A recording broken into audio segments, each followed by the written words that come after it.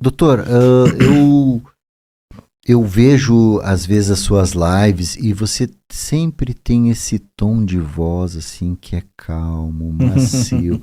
Eu acho que é isso que as pessoas gostam tanto, sabe, de ouvir, porque você fala de uma maneira pausada, você fala numa paz. O que é isso? Cara, na verdade, assim, você vai aprendendo, né, na vida, você vai aprendendo sempre os trejeitos da sua profissão, de cada profissão. A minha profissão, ela demanda muito isso. Minha profissão demanda que a gente esteja diante da pessoa e que você consiga, quando você está conversando com ela, ouvindo ela, você ir levando a ela um estado mais relaxado. E quando você está falando mais ou menos assim, né? Tipo, é que também o meu sotaque de gaúcho, vou ter lá, eu preciso meio que estranho. Assim como nós tivemos na semana passada um convidado e ele é Catarina. Daí ele fala assim, e sabe, o Catarina ele fala corridinho, e fala o Xijin que parece, sabe, carioquinha, sabe muito esquece, não quer diz. Cara, é engraçado, né? Pra nós aqui sei lá, 300, 400 quilômetros já tá em Santa Catarina. Sim. Sabe? Daí já muda todo a maneira de eles falar, sabe? E aqui o gaúcho é diferente. Eu não sei se vocês têm essa percepção.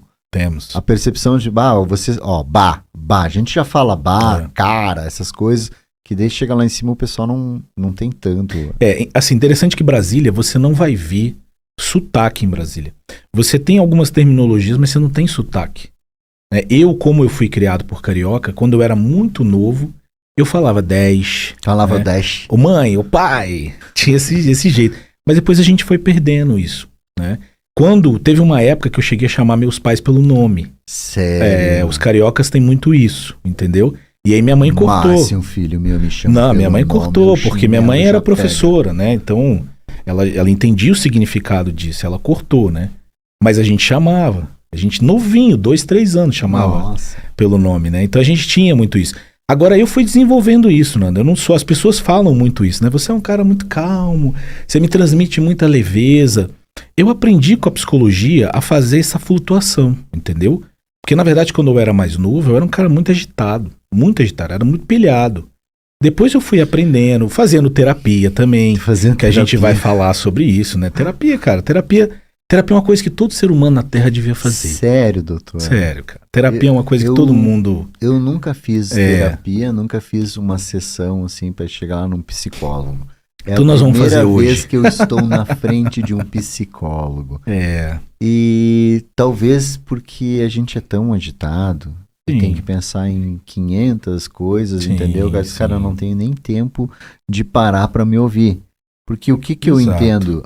As pessoas vão num psicólogo para elas serem ouvidas.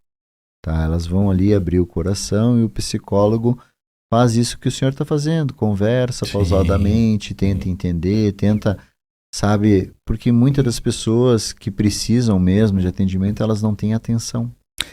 O que acontece muito, Nando, é interessante você estar falando isso. Porque assim, se estigmatizou muito a terapia. Porque, vamos dizer assim, quem popularizou no mundo todo a terapia, o primeiro médico a parar e escutar o paciente foi o Freud. O Freud foi quem interpretou isso e entendeu que quando a pessoa fala, ela está sendo curada, só pelo fato dela falar. Esses espaços sempre existiram. A igreja era um espaço onde a pessoa ia para lá conversar com o padre.